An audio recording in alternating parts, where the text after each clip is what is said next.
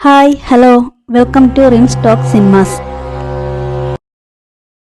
Christopher നോളന്റെ സംവിധാനത്തിൽ 2023 റിലീസായ ഓപ്പൺ ഹൈമർ എന്ന സിനിമയുടെ കഥയാണ് നമ്മൾ ഇന്ന് പറയുന്നത്. അണുബോംബിന്റെ പിതാവെന്ന് വിശേഷിപ്പിക്കുന്ന ജെ. റോബർട്ട് ഓപ്പൺഹൈമറുടെ ജീവിതമാണ് സിനിമയുടെ പ്രമേയം. സിലിയൻ മർഫിയാണ് ഓപ്പൺഹൈമറായി എത്തുന്നത്. മാൻഹാട്ടൻ പ്രൊജക്ടിന്റെ ഭാഗമായി അണുബോംബ് നിർമ്മിച്ചവരിൽ പ്രധാനിയാണ് ഭൗതികശാസ്ത്രജ്ഞനായ റോബർട്ട് ഓപ്പൺഹൈമർ. രണ്ടാം ലോക മഹായുദ്ധത്തിന്റെ സമയം ജർമ്മനി അടക്കമുള്ള രാജ്യങ്ങൾ അണുബോംബിന്റെ സാധ്യതകൾ മുന്നിൽ കണ്ടു. ഉഗ്രസംഹാരശേഷിയുള്ള അത്തരമൊരു ആയുധം ഹിറ്റ്ലറെ പോലൊരാളുടെ കയ്യിൽ കിട്ടിയാൽ ഉണ്ടാവുന്ന അവസ്ഥയെ ഓപ്പൺഹൈമർ ഭയന്നിരുന്നു. അതിനാലാണ് ആണവായുധം കണ്ടെത്താനുള്ള അമേരിക്കയുടെ നീക്കത്തെ അദ്ദേഹം പിന്തുണച്ചത്. ജപ്പാൻ നഗരങ്ങളായ ഹിരോഷിമയിലും നാഗസാക്കിയിലും 1945 അമേരിക്ക അണുബോംബ് വർഷിച്ചതും അതിന്റെ പ്രത്യാഘാതങ്ങളും നമ്മളൊക്കെ അറിയുന്ന ചരിത്രമാണ്. എന്നാൽ ആ കണ്ടെത്തൽ എങ്ങനെയായിരുന്നു? ആരായിരുന്നു ഓപ്പൺഹൈമർ? അണുബോംബ് കണ്ടെത്തുന്നതിനു മുമ്പും ശേഷവും അയാളുടെ ജീവിതം എങ്ങനെയായിരുന്നു എന്നൊക്കെയാണ് ചിത്രത്തിൽ പ്രതിപാദിക്കുന്നത്. ഹിരോഷിമ നാഗസാക്കി സ്ഫോടനത്തിന് ശേഷം ഹീറോ ആകുന്ന ഓപ്പൺഹൈമറിനെ തൊട്ടു പിന്നാലെ രാജ്യദ്രോഹിയായി ചിത്രീകരിച്ച് വേട്ടയാടുന്ന വൈകാരിക മുഹൂർത്തങ്ങളിലൂടെയാണ് കഥ സഞ്ചരിക്കുന്നത്. സിനിമയുടെ തുടക്കത്തിൽ കാണുന്നത് പ്രോമിത്യൂസ് ദേവനെയാണ്. പ്രോമിത്യൂസ് ദേവനാണ് ദൈവങ്ങൾക്ക് മാത്രം അവകാശപ്പെട്ട തീ മനുഷ്യന് കൈമാറിയത്. ഇതിൽ ദേഷ്യം വന്ന ദൈവങ്ങൾ പ്രോമിത്യൂസ് ദേവനെ ഒരു മലയിൽ കെട്ടിയിട്ട് ശിക്ഷിച്ചു. ദിവസവും കഴുകന്മാർ വന്ന് അദ്ദേഹത്തിന്റെ കരൾ കൊത്തിവലിക്കും. 1954 ജൂൺ മാസം ഓപ്പൺഹൈമറിന് നേരെ അറ്റോമിക് എനർജി കമ്മീഷന്റെ ഇൻവെസ്റ്റിഗേഷൻ നടക്കുകയാണ്. അവിടെ ലൂയിസ് സ്ട്രാസ് ഉണ്ട്. അദ്ദേഹം ഒരു നെഗറ്റീവ് ക്യാരക്ടറാണ്. AEC എന്നത് ഒരു ഗവൺമെന്റ് ഏജൻസിയാണ്. ഈ ഏജൻസിയാണ് ആറ്റം ബോംബുകൾ നിർമ്മിക്കുന്നത്. ലൂയിസ് സ്ട്രാസ് ആണ് ഇതിന് സഹായിക്കുന്നത്. ഓപ്പൺഹൈമറിന് നേരെ നടക്കുന്ന വിചാരണയുടെ കേസ് കൊടുത്തിരിക്കുന്നത് ലൂയിസ് ആണ്. നിങ്ങൾ അറ്റോമിക് ബോംബ് ഉണ്ടാക്കാനുള്ള കാരണം എന്താണ്? എങ്ങനെയാണ് നിങ്ങൾ അത് ഉണ്ടാക്കി തുടങ്ങിയത് എന്നൊക്കെയുള്ള ചോദ്യങ്ങൾ അവർ ഓപ്പൺഹൈമറിനോട് ചോദിക്കുന്നു. തനിക്ക് ജർമ്മനിയിൽ പഠിക്കുന്ന കാലത്ത് ഫിസിക്സിൽ PhD ബിരുദം കിട്ടിയിട്ടുണ്ടെന്നും അറ്റോമിക് എനർജിയെപ്പറ്റി പഠിക്കാൻ തനിക്ക് വളരെയധികം താല്പര്യമുണ്ടായിരുന്നെന്നും അങ്ങനെ താൻ അതിനെപ്പറ്റി പഠിക്കാൻ തുടങ്ങി. ആ സമയത്തെ ഏറ്റവും പ്രഗത്ഭനായ ഫിസിസിസ്റ്റ് ആയിരുന്നു നീൽസ് ബോർ. അദ്ദേഹം ആ യൂണിവേഴ്സിറ്റിയിൽ ക്ലാസ് എടുക്കാനായി വരുന്നു. ക്ലാസ് നടന്നുകൊണ്ടിരിക്കെ അദ്ദേഹം കുട്ടികളോട് അറ്റോമിക് എനർജിയെപ്പറ്റി സംശയങ്ങൾ ചോദിക്കാൻ ആവശ്യപ്പെടുന്നു. എന്നാൽ ആരും തന്നെ സംശയങ്ങൾ ചോദിക്കുന്നില്ല. ഓപ്പൺഹൈമർ പ്രൊഫസറിനോട് അറ്റോമിക് എനർജിയെപ്പറ്റി സംശയങ്ങൾ ചോദിക്കുന്നു. ഓപ്പൺഹൈമറിന് അറ്റോമിക് എനർജിയെപ്പറ്റി പഠിക്കാൻ താല്പര്യമുണ്ടെന്ന് പ്രൊഫസർ നീൽസ് ബോർ മനസ്സിലാക്കുന്നു. നീ ഞാൻ കണ്ടതിൽ വച്ച് വളരെയധികം ബുദ്ധിയുള്ള കുട്ടിയാണ്.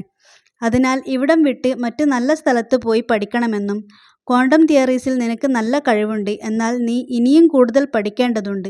ശേഷം നീൽസ് ബോർ പ്രശസ്തനായ ഒരു കോളേജിന്റെ പേര് ഓപ്പൺഹൈമർക്ക് പറഞ്ഞു കൊടുക്കുകയും അവിടെ ചേർന്ന് പഠിക്കാൻ ഉപദേശിക്കുകയും ചെയ്യുന്നു. അമേരിക്കക്കാർക്കാണെങ്കിൽ ഫിസിക്സും അറ്റോമിക് എനർജിയും ഒന്നും പഠിക്കാൻ ഒട്ടും താല്പര്യമുണ്ടായിരുന്നില്ല. അതിനാൽ മെക്സിക്കോയിൽ ആ കാലത്ത് ഫിസിക്സ് പഠിക്കുന്നതൊക്കെ വലിയ സംഭവമായിട്ടാണ് കണക്കാക്കിയിരുന്നത്. അമേരിക്കയ്ക്ക് വേണ്ടി അറ്റോമിക് എനർജി ഉപയോഗിച്ച് എന്തെങ്കിലും പുതിയതായി കണ്ടുപിടിക്കണമെന്ന ആഗ്രഹം ഓപ്പൺഹൈമർക്കുണ്ടാവുന്നു. എന്നാൽ അദ്ദേഹം റഷ്യക്കാരനായിരുന്നു. അമേരിക്കയും റഷ്യയും തമ്മിൽ അത്ര എളുപ്പത്തിലായിരുന്നില്ല ആ കാലത്ത്. റഷ്യയും അമേരിക്കയും തമ്മിലുള്ള പ്രശ്നങ്ങളുടെ പ്രധാന കാരണം കമ്മ്യൂണിസ്റ്റ് പാർട്ടി ആയിരുന്നു. ഓപ്പൺഹൈമർ കമ്മ്യൂണിസ്റ്റ് പാർട്ടിയിൽ അംഗമാവുന്നു. അവിടെ വച്ച് ജീൻ എന്ന ജർമ്മൻ പെൺകുട്ടിയെ കണ്ടുമുട്ടുകയും പിന്നീട് അവർ പ്രണയത്തിലാവുകയും ചെയ്യുന്നു. ജർമ്മനി ആ സമയത്ത് ഭരിച്ചത് ഹിറ്റ്ലർ ആയിരുന്നു. ജർമ്മൻ സയന്റിസ്റ്റുകൾ ന്യൂക്ലിയർ ഫിഷനെപ്പറ്റി ചർച്ച ചെയ്യുന്നത് ഓപ്പൺഹൈമർ കേൾക്കുന്നു. ആ സമയത്താണ് ജീൻ എന്ന പെൺകുട്ടിയെ വിട്ട് ഓപ്പൺഹൈമർ കിറ്റി എന്ന വ്യക്തിയുമായി അടുക്കുന്നത്.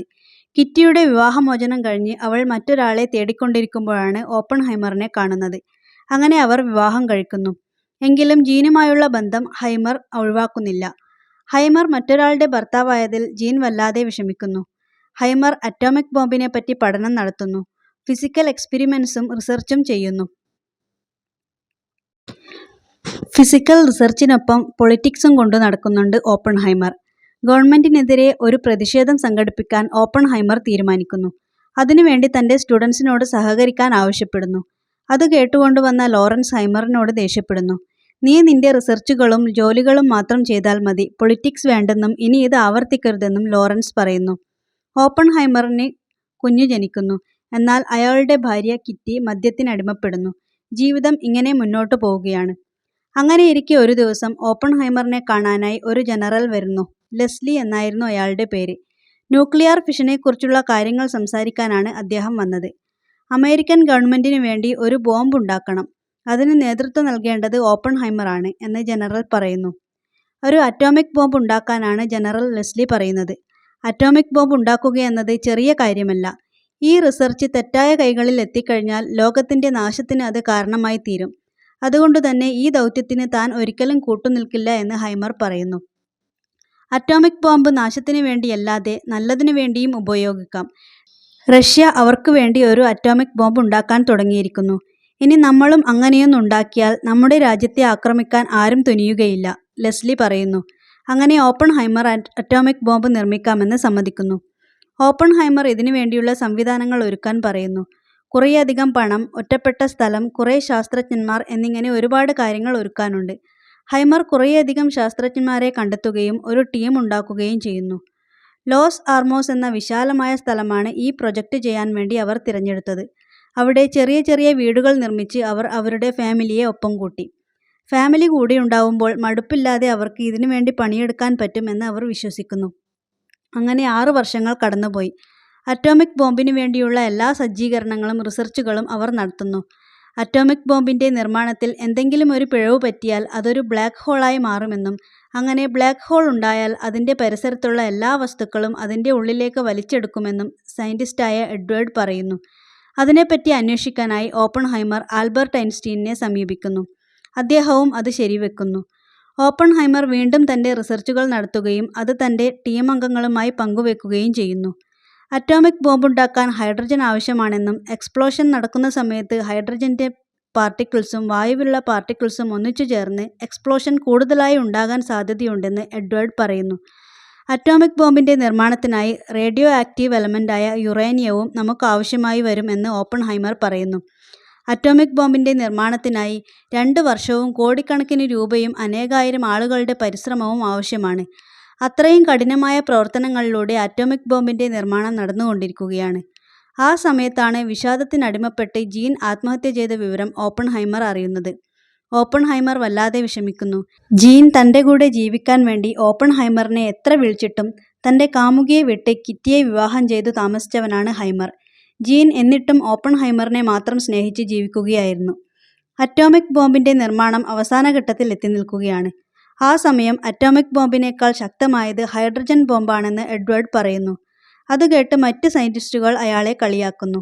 ദേഷ്യം വന്ന എഡ്വേർഡ് അറ്റോമിക് ബോംബുണ്ടാക്കുന്ന ദൗത്യത്തിൽ നിന്നും പിന്മാറാൻ തീരുമാനിക്കുന്നു. പക്ഷേ ഓപ്പൺഹൈമർ അയാളെ തിരിച്ചു വിളിച്ചു കൊണ്ടുവരുന്നു. പിന്നീട് ഒരു മീറ്റിംഗ് നടക്കുന്നു. സയന്റിസ്റ്റുകളും ഓപ്പൺഹൈമറും ലൂയിസുമൊക്കെ അവിടെയുണ്ട്.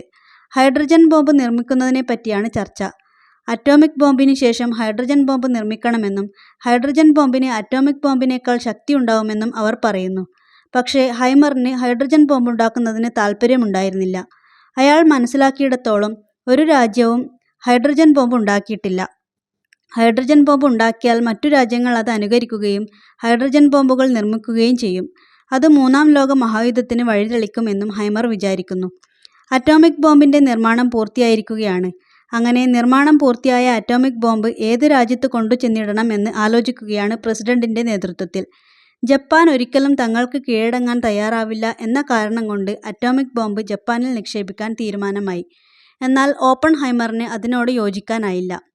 ബോംബിന്റെ പേര് പറഞ്ഞ് അവരെ ഭയപ്പെടുത്താം, പക്ഷേ ജപ്പാന്റെ മേൽ ബോംബ് വർഷിക്കുന്നതിനോട് തനിക്കൊട്ടും താൽപ്പര്യമില്ല എന്ന് അദ്ദേഹം സൂചിപ്പിച്ചു. പക്ഷേ അദ്ദേഹത്തിന്റെ വാക്കുകൾ ആരും ചെവിക്കൊണ്ടില്ല. ജപ്പാൻ എന്തായാലും കീഴടങ്ങുകയില്ല. ബോംബിട്ട് ജപ്പാൻ മുഴുവൻ നശിപ്പിച്ചാൽ 2-ാം ലോക മഹായുദ്ധം നടക്കില്ല. അതിനാൽ തന്നെ അവർ ജപ്പാനിലുള്ള 2 സ്ഥലങ്ങളിൽ ബോംബിടാൻ തീരുമാനിക്കുന്നു, ഹിരോഷിമയിലും നാഗസാക്കിയിലും. അതിനായുള്ള ഒരുക്കങ്ങൾ അവർ നടത്തി തുടങ്ങി. അങ്ങനെ ആ ദിവസങ്ങൾ വന്നെത്തി. ഹിരോഷിമയിലും നാഗസാക്കിയിലും അവർ അണുബോംബ് വർഷിച്ചു. ആയിരക്കണക്കിന് ആളുകൾ മരിക്കുകയും അണുബോംബ് വർഷിക്കപ്പെട്ട സ്ഥലങ്ങൾ മുഴുവൻ നശിച്ചു പോവുകയും ചെയ്തു. അമേരിക്ക വളരെയധികം സന്തോഷിച്ചു.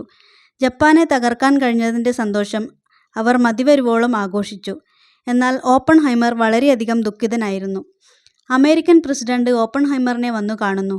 അമേരിക്കയ്ക്ക് വേണ്ടി അറ്റോമിക് ബോംബ് ഉണ്ടാക്കാൻ നേതൃത്വം നൽകിയതിൽ അദ്ദേഹം ഓപ്പൺഹൈമറിനോട് നന്ദി പറയുന്നു.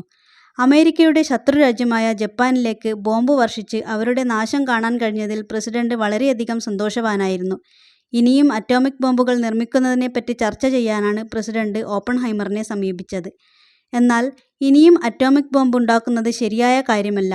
ഇപ്പോൾ തന്നെ അറ്റോമിക് ബോംബ് കാരണം ജപ്പാനിലെ ആയിരക്കണക്കിന് പേർ മരണപ്പെട്ടു. ഇനിയും അറ്റോമിക് ബോംബ് ഉണ്ടാക്കുകയാണെങ്കിൽ അത് മറ്റേതെങ്കിലും രാജ്യത്തിൻ്റെ കയ്യിൽ കിട്ടിയാൽ നമ്മളുമായി യുദ്ധം ചെയ്യാൻ അവർ അത് ഉപയോഗിക്കും. ആ സമയം കോടിക്കണക്കിന് ആളുകൾ മരിക്കും. ഓരോ മനുഷ്യൻ മരിക്കുമ്പോഴും അതിനെല്ലാം കാരണം ഞാനായിരിക്കും എന്ന് ഓപ്പൺഹൈമർ പറയുന്നു. പ്രസിഡന്റ് ഓപ്പൺഹൈമറുടെ വാക്കുകൾ തള്ളിക്കളയുകയാണ് ചെയ്യുന്നത്. നമുക്ക് ഇനിയും അറ്റോമിക് ബോംബുകൾ ഉണ്ടാക്കണമെന്നും അത് നമുക്ക് ഉപകാരപ്പെടുമെന്നും പ്രസിഡന്റ് പറയുന്നു. മാത്രമല്ല, റഷ്യയേക്കാൾ മുമ്പേ അറ്റോമിക് ബോംബ് ഉണ്ടാക്കിയത് അമേരിക്കയാണ്. അറ്റോമിക് ബോംബുകൾ ഇനിയും നമ്മൾ ഉണ്ടാക്കുമ്പോൾ മറ്റു രാജ്യക്കാരുടെ മനസ്സിൽ നമുക്കൊരു സ്ഥാനം നേടാനാവുമെന്നും പ്രസിഡന്റ് പറയുന്നു. വിഷമിച്ചിരിക്കുന്ന ഓപ്പൺഹൈമറിനോട് ഇതൊന്നും നിന്റെ തെറ്റല്ല, ജപ്പാനെ തകർക്കേണ്ടത് എൻ്റെ ആവശ്യമായിരുന്നു, ഞാൻ അതിനായി നിന്റെ സഹായം തേടി എന്നു മാത്രമേയുള്ളൂ എന്ന് പ്രസിഡന്റ് പറയുന്നു. ഓപ്പൺഹൈമർ വിഷമത്തോടെ എണീറ്റു പോകുന്നു. ഈ സംഭവം അദ്ദേഹത്തിൻ്റെ മനസ്സിൽ വല്ലാത്ത വേദന പടർത്തി. സ്ത്രീകളും കുഞ്ഞുങ്ങളും അടങ്ങുന്ന അനേകായിരം ആളുകളുടെ മരണത്തിന് കാരണം താൻ മാത്രമാണെന്ന് അയാൾ വിശ്വസിച്ചു. ആദ്യം അദ്ദേഹത്തിന് സന്തോഷമായിരുന്നു, താൻ ഇത്രയും വലിയ ഒരു പ്രൊജക്റ്റ് ചെയ്തല്ലോ എന്നോർത്ത്. പക്ഷേ ജപ്പാന്റെ നാശം അദ്ദേഹത്തെ വല്ലാതെ പിടിച്ചുകുലുക്കി.